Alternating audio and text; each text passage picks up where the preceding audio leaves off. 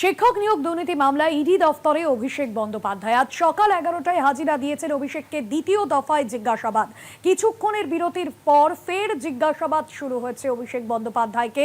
অভিষেক বন্দ্যোপাধ্যায়ের জন্য দীর্ঘ প্রশ্নমালা ইডি। প্রাথমিক নিয়োগ দুর্নীতি মামলায় দ্বিতীয়বার তলব। অ্যাসিস্ট্যান্ট ডিরেক্টর র্যাঙ্কের আধিকারিকের নেতৃত্বে অভিষেক বন্দ্যোপাধ্যায়কে জিজ্ঞাসাবাদ করা হচ্ছে। জিজ্ঞাসাবাদ 3 অফিসারের। রেকর্ড করা হবে অভিষেক বন্দ্যোপাধ্যায়ের বয়ান।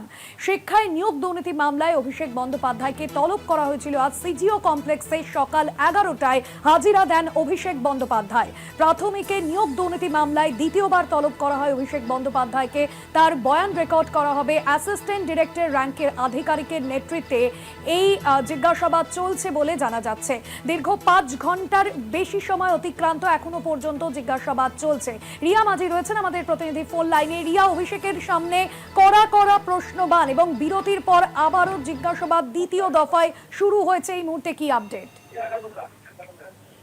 দেখো, তোমাকে জানিয়ে রাখবো যে 5 ঘন্টারও বেশি জিজ্ঞাসাবাদ হয়ে গিয়েছে ইতিমধ্যেই অভিষেক বন্দ্যোপাধ্যায়কে।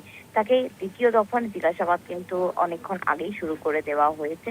আমরা জানি যে অ্যাসিস্ট্যান্ট ডিরেক্টর পদমর্যাদার একজন অফিসারের নেতৃত্বে 3 জন আধিকারিক তাকে জিজ্ঞাসাবাদ করছে এবং যদি প্রয়োজন হয় সেক্ষেত্রে আরো আধিকারিক বাড়ানো হবে তাকে জিজ্ঞাসাবাদ করার জন্য বলে এমনটাই কিন্তু জানা যাচ্ছে। মূলত এই প্রাইমারি শিক্ষা নিয়োগ দুর্নীতি মামলায় তাকে জিজ্ঞাসাবাদ করা হচ্ছে। এর আগেও আমরা দেখেছিলাম যে তাকে ডাকা হয়েছিল এবং এই নিয়ে দ্বিতীয়বার অভিষেক বন্দ্যোপাধ্যায় এই মামলাতে অর্থাৎ প্রাইমারি মামলাতে এই নিয়ে দ্বিতীয়বার হাজিরা দিবেন এবং তাকে জিজ্ঞাসাবাদ এখনো চলছে এবং তার জন্য যে প্রশ্নমালা সাজানো হয়েছে সেটা কিন্তু অত্যন্ত বড় এবং প্রায় 50টারও বেশি প্রশ্ন রয়েছে। কিন্তু মূল যে তার বিরুদ্ধে যে অভিযোগ রয়েছে যেখানে সাপ্লিমেন্টারি যে চার্জশিট জমা পড়েছিল সেখানেও কিন্তু উল্লেখ ছিল অভিষেক বন্দ্যোপাধ্যায়ের নাম এবং অভিষেক বন্দ্যোপাধ্যায়ের নাম করে যে একাধিক কল রেকর্ডিং সামনে এসেছে সেটা নিয়েও কিন্তু মূলত তাকে আজকে প্রশ্ন করা হচ্ছে।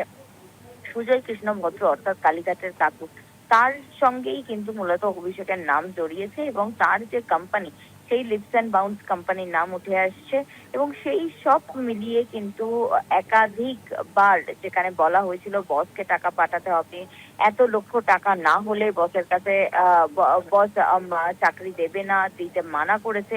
এই যে পুরো বিষয়গুলো সেই বসটিকে যেটা অনুমান করা হয়েছিল যে অভিষেক বন্দ্যোপাধ্যায় সেই বস, সেই সমস্ত কিছু মিলিয়ে কিন্তু ইতিমধ্যে তাকে জিজ্ঞাসাবাদ পর্ব সেটা কিন্তু চলছে এবং সেই জিজ্ঞাসাবাদ পর্ব আরো দীর্ঘায়িত হতে পারে বলে এমনটাই কিন্তু জানা যাচ্ছে।